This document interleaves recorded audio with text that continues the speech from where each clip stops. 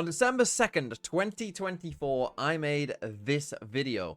How a bunch of rank streamers are dominating the pros. It was a video about rankers and their run in what was then tier 2 and them winning games. And there I am, a whole more than a year ago at this point, talking about this team. And here we are now at the start of 2026, and they just won their first game in tier 1.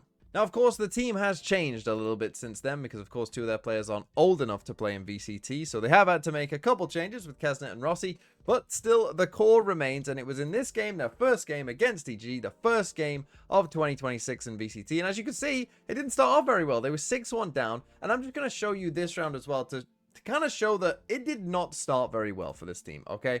They were here on Abyss, you know, we were doing a lot of this, we've seen a lot of this, like, stack up, let's go B, you know, like, let's just run it down kind of thing. You might call that classic, like MV classic rankers kind of material, but it wasn't going very well, as you will see in this round, because whilst this round starts off perfectly fine, there was a lot of mistakes that you will see in this round, and they were losing rounds that really they should never have lost. I mean, this is an eco, but you'll see they managed to get the first kill there on a player in heaven. So we managed to get this kill just here from Kesnet, so we're already in a 5v4, and now they're going to get another kill here from mid and make this a 3v5, but they're still going to lose this round. This time, though, without Bao. Yeah, that makes it a bit more difficult. Eggster as well, forward again. This time they do have a mid lurk, so flank won't be a factor.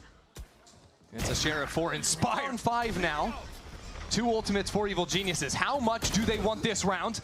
Oki wants it, that's for sure. 1 kill for him, and now the Rolling Thunder was primed but not committed to.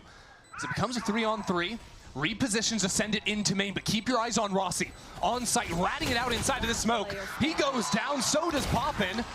So I understand that they're on an eco here, but this is criminal. You cannot be losing this situation, particularly when Inspire plays it very well, because he gets this kill, he then dips, he then plays his life, he does the right thing. What Eggster is doing here, and this is the thing, this was happening constantly during this first half, just solo plays.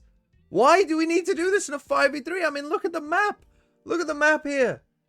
Why do we ever need to do this on our own? There is never any reason whatsoever to do this. But this was the kind of mistake that was happening constantly throughout this first map, right? Just constant. I'll go peek on my own. Now you take a fight on your own. Oh, we lost the fight. Oh, we lost the round. Oh, no. Look at every single player is taking 1v1s here in a 5v3.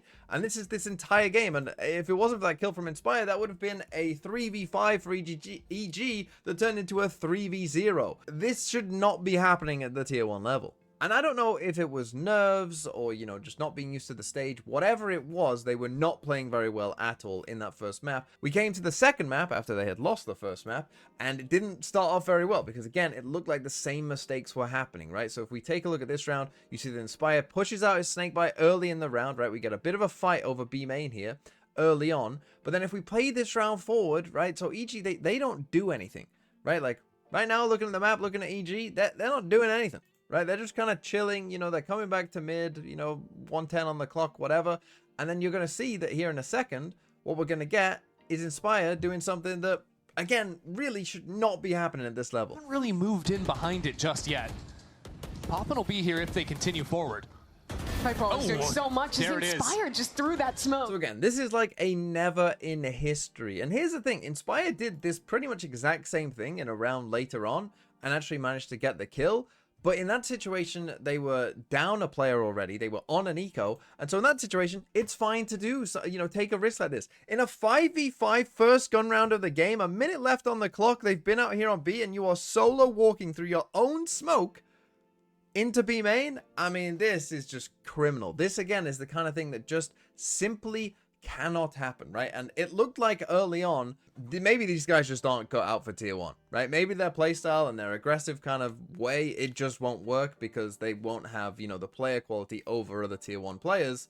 But then things started to change. And I want to bring up round number 12 to showcase this, right? Because we are going to see multiple examples here of MV proving that they can play at a tier 1 level. We're absolutely lights out. It's true. So if you're going pure... Oh, double dive on in from Kesnet with the lineup there. Nice trade from Okeanos. So at the start of this round, we get the classic Envy aggression, right? It's what we've seen before. It's what we're used to here. You know, we're going to play aggressive. Yeah, they're still being aggressive, you can see, but it's done with utility. It's done with a plan. It's done with the team. Okay, we end up going 1-for-1 there, right? So maybe there is, you know, if we're talking like nitpicking stuff here, you know, you could argue there are, like, is there a way you can get this smoke out a bit earlier? You see that, you know, because we are going to put a smoke down here. But you see where our Omen is kind of doing this smoke, but it's kind of a bit too late. So that's either something that we need to think about, you know, does this set play fully work? Is there a way to make this work, you know, to where that isn't a problem? But they do manage to kill the guy with the Waylay ult, right? This is round 12, so he has to use his ult. So you see that the Waylay ult does come out from your opponents, and, you know, you trade 1-for-1 and you kill a guy who had an ult. That's not too bad. But this next part, this is the part that I really like, okay, right? So yeah, you've been aggressive, you've gone 1-for-1, it's fine, but take a look at what they do next, right? Because here is the mega difference to what they've been doing before. Look, we're doing this together. Right, yeah, let's go re-clear B main. You know, let's send our Yoru out first. He's the guy that can TP away if there is a lot of trouble, right? Send out the Yoru. Okay, no one's there. Now I'm going to TP away and I'm going to leave my teammate inserted in just here. This is different. This is how you do it, right? You do it as a team. You do it with a plan in mind of like, if they are there, we can do this. If they aren't there, we can do this.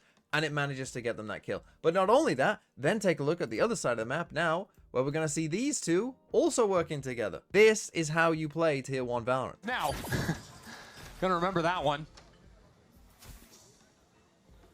EG had stepped forward into A main as well, but Envy are just holding these angles a little bit too strongly right now.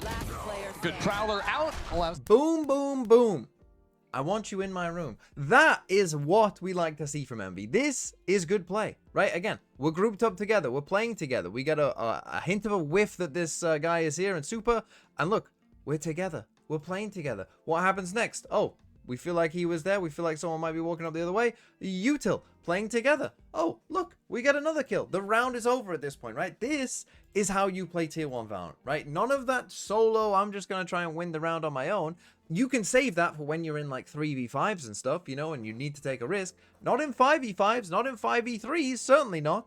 But this is the kind of round that you like to see from Envy, and as you kind of see, as the game went on, they just grew in confidence and started having more rounds like the one we just showed, rather than the first two that I showed you. And that meant that by the time we got on to Bind, I mean, really, it just felt like a bit of a domination, to be honest, in Envy's favor. They just clearly looked like the better team, right? So we're going to get a fast rush here from EG, and this is against an eco, right? But we saw them lose against some eco rounds before, you know, that was very much in their wheelhouse, but just take a look at how patient they are, right? So, okay, you know, you're all running down here. We're happy to give up space. We're happy to be patient, right? And just take a look. They're not going to do anything crazy, and then they're going to fight together. So they wait till they have numbers. They wait for, you know, EG to do something. They're not panicking or anything like that. And then watch as these guys absolutely dismantle EG now as a team. Molly, 2 mollies, and spam the follow. End.